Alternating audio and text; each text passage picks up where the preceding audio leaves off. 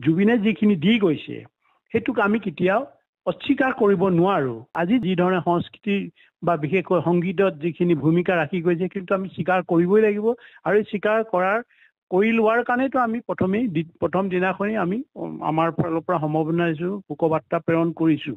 কৰাৰ পিছত এতিয়া আচল কথাটো আহে যেতিয়া যিটো বিতৰ্ক হৈ আছে, বিশেষকৈ ইয়াৰ মৃত্যুটো বিতৰ্ক হ'ব নালাগিছিলে, হোৱাৰ কোনো প্ৰয়োজনেই নাছিলে। যদিহে প্ৰাকৃতিকভাৱে মৃত্যু হ'লহেঁতেন, অপৰিপক্ক বয়সত মৃত্যু হোৱাৰ কাৰণে আৰু এটা বিশেষ জেগাত বিশেষ এটা পৰিস্থিতিত মৃত্যু হোৱাৰ কাৰণে এটা বিতৰ্কৰ সৃষ্টি হৈছে।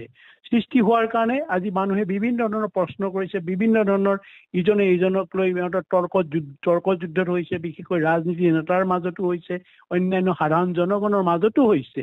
যিসকলক আমি যি ধৰণে মান্য অনুসাৰে দিব লাগে আমি সেইটো সন্মানটো দিব লাগে, জুবিনক আমি দিব লাগে। যিসকলে যুৱচামে যিটো কৰিছে যিভাৱে, কিন্তু যুৱচামে এইটোও পাহৰি গ'লে নহ'ব আমাৰ যিসকল পূৰ্বপুৰুষে আৰু এই যে সংস্কৃতি পথাৰখন হাৰুৱা কৰি গ'ল, এই কথাটো পাহৰি গ'লে আৰু এইটো আমাৰ মাজত এটা দ্বন্দ্ব আহিব। সেইকাৰণে আমি যদি এটা জাতিৰ উন্নতিৰ কাৰণে, এটা জাতিৰ ভাষা সংস্কৃতি উন্নতিৰ কাৰণে যিসকল অৱদান ৰাখি গৈছে সেইসকলক আমি সকলোকে মান্য অনুসাৰে দি যাব লাগিবতো। জুবিনৰ ক্ষেত্ৰতো মৃত্যুৰ পিছতো কি সন্মান পাব লাগে সেইটো আমি দিব পাৰিম। আৰু ইয়াকে নকৰি যদি আমি আমাৰ নিজৰ যিসকল পুৰোধা ব্যক্তিৰ মাজতে আকৌ তুলনা কৰি যদি আমি কৰি থাকোঁ, তেতিয়াহ'লে বেলেগ এটা ইয়াৰ মৃত্যুৰ আৰু এটা বিতৰ্ক এটা সৃষ্টি হ'ব। আমি এইটো বিতৰ্ক কৰিব পৰা নাই আৰু কৰিব নাযাওঁ। জুবিনে অপৰিপক্ক বয়সত কিয় মৃত্যু সাবটি ল'ব লগা পৰিলে, এইটো হৈছে ডাঙৰ প্ৰশ্নবোধক চিন। জুবিনক আজি যুৱচামে যেনেকৈ চিনি পায়, মই 90 দশকৰ পৰা চিনি পাওঁ তাক।